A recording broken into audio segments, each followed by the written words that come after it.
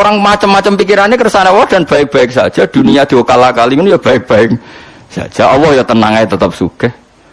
Cuma ulama harus ngomong seperti saya. Jadi karena keterbatasan manusia sehingga yayasan yatim piatu mesti ngomong seakan-akan ibadah terbaik yang nyumbang yatim piatu. Nanti yang di travel ibadah terbaik ya sowan nabi umroh. Nanti sing jamaah thariqah ya ibadah terbaik itu thariqah. Semua dan itu semuanya baik enggak masalah, kita enggak masalah. Tapi kalau memaksa orang lain harus seperti itu dan mengkerdilkan kebenaran hanya surahnya gambarannya seperti itu, kita sebagai ulama harus melawan. Karena Nabi dawuh kebaikan itu sekian jumlahnya. Terus Nabi menyebut di satu majelis itu 60. Sampai yang di antara yang disebut itu nganti ana sing jorok. Wa fi buti ahadikum sedekah. Kowe ngeloni bojomu iku sedekah. Sampai sahabat takok, "Ya Rasulullah, masa urusan gitu ibadah? Ayati ahaduna syahwatahu wa huwa la ilaihi ajrun." Masa urusan kelon itu ganjaran ibadah. Terus Nabi jawab, kata Nabi, "Faqih falawadu'a fi haramin akana alaihi wisrun." Kalau andekan dia meletakkan mental seksnya atau aktivitas seksnya di luar yang halal, apakah itu tidak dosa? Iya ya Rasulullah. Terus kata Nabi, wa kadzalika, begitulah kalau diletakkan di halal dia juga dapat apa paha. Terakhir Nabi ngendikan, takufu syarraka anin nas fa innaha shadaqatun minka ala nafsik. Jika kamu itikaf di masjid tidak bisa, adol pentol tidak bisa, jadi satpam tidak bisa, aktivitas sosial yang menguntungkan orang lain tidak bisa. Takufu syarraka anin nas. Yang penting kamu tidak berbuat buruk yang merugikan manusia. Sehingga sampai ada riwayat dari orang sufi, ibadahnya orang zaman akhir itu tidur. Karena anak tidur itu gak ganggu wong. Iya. Paling bojo tok sepeten. Tapi kan yo nyopet yo ora, zina yo ora, ndelok wong ayu yo ora. Nah, itu sampai Nabi terakhir nyebut. Dari sekian kebaikan tuh kalau gak mungkin kata Nabi, takufu syarraka anin nas fa innaha shadaqatun minka ala nafsik. Sementing kamu tidak melukai atau merugikan orang apa? Sehingga misalnya ulama kok ngerti ada orang tidur di rumah, wong apik, gak ganggu wong. Ana bajingan mati, wong apik, iso bajingan meneh. Nah, akhirnya masyhur anggere ana bajingan mati, kiai tenan, saya iki mayit niku, wong gak siap nih saya. Bajingan sih.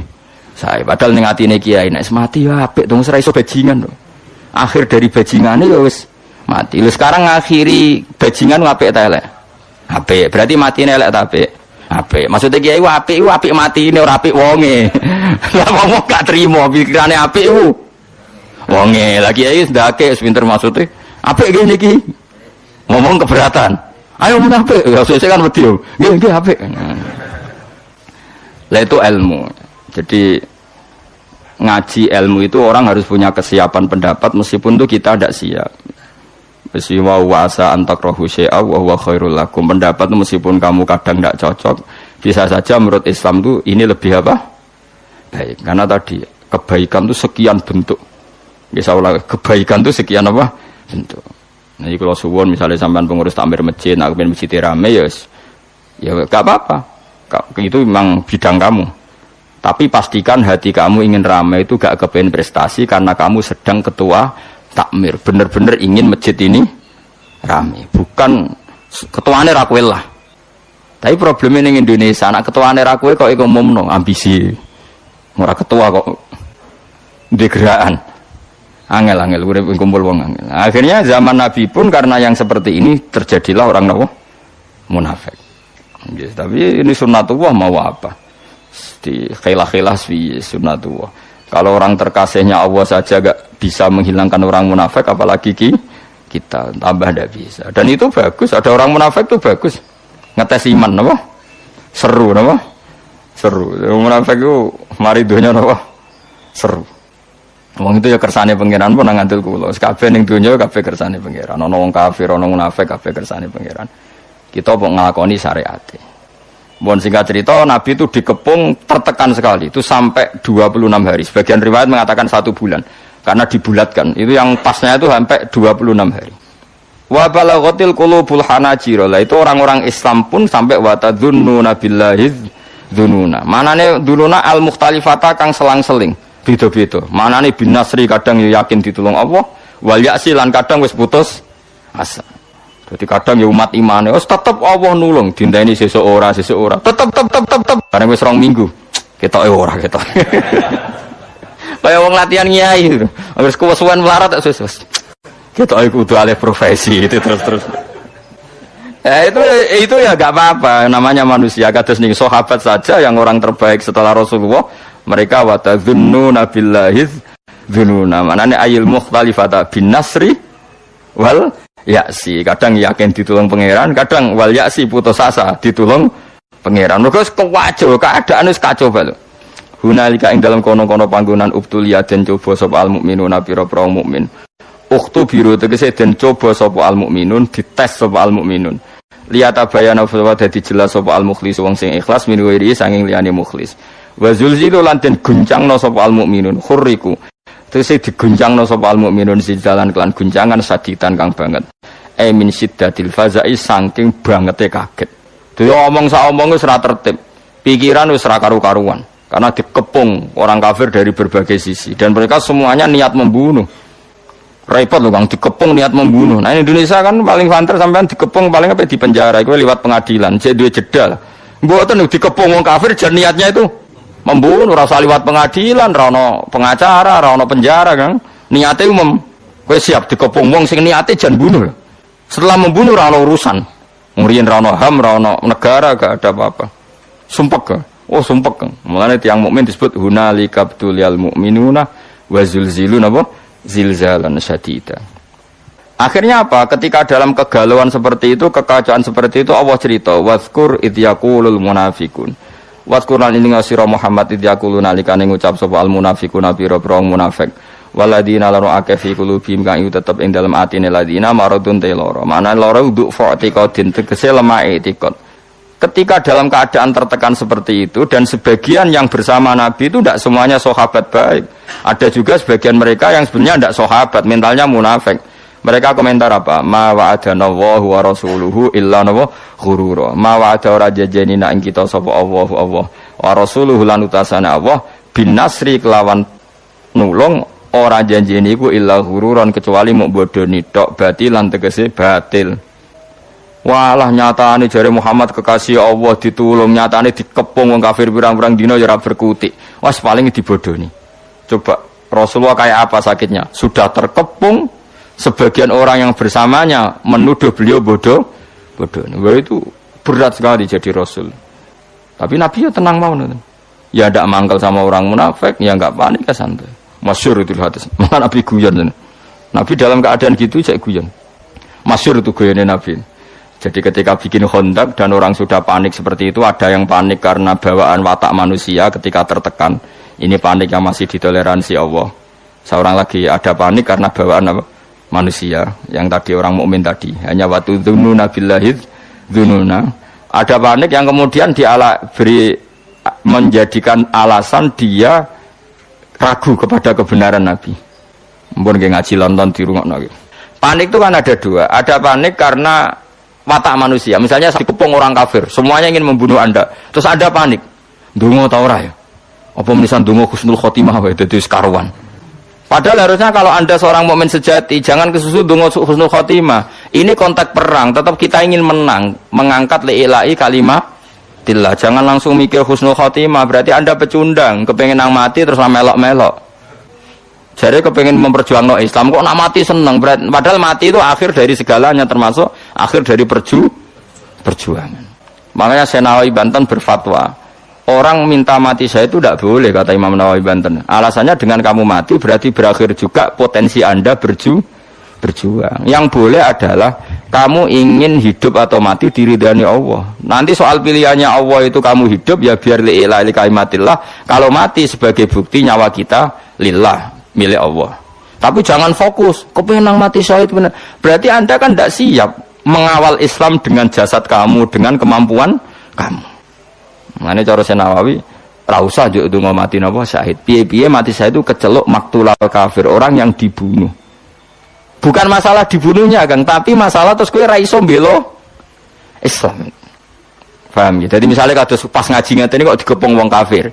Barang kowe panik mesti kalah. Ya Allah, kula nyuwun husnul khotimah. Berarti kamu ndak ingin Islam itu menang. Paham sih kalau maksud? Ya ora usah donga, wis pokoke ya Allah, lakukan yang terbaik. Jika saya hidup untuk li'ilai kalimatillah ya saya hidup. Jika sebaiknya mati karena sudah tidak dibutuhkan Islam, ya, mati sanimon keren, mumpung pas syahid. Timbang mati pas demenan, itu sudah gitu aja tuh. Tapi jangan pangeran ojo mbok ajari kon milih satu fokus, itu tidak baik. Enggak tuh gale ada anak papat melarat. Terus donga Gusti kula dadi bapak ora ono gunane atok mati wae. Wong zaman urip engel-engel wong meneh mati. Ora usah donga ngono. Iso wae pas melarat wis finish. Dadi jumlah melarat wis entek ning Roh Mahfud. Sesuk wis kepala pas sampai finish malah kowe wis putus asa. Enggak boleh. Wis ora usah donga biasa wae. Ngerti-ngerti bojo minggat, anak minggat wis delok wae ora usah donga. Kok pinter ngertiin aku ora kena deloki kok mulai. Berarti bojomu pinter. Mulane wong aja emosi. Misale ke melarat, ra iso nafal bojomu mulai. Alhamdulillah Gusti bojo kula pinter. Wis ngerti kula ora deloki kok mulai.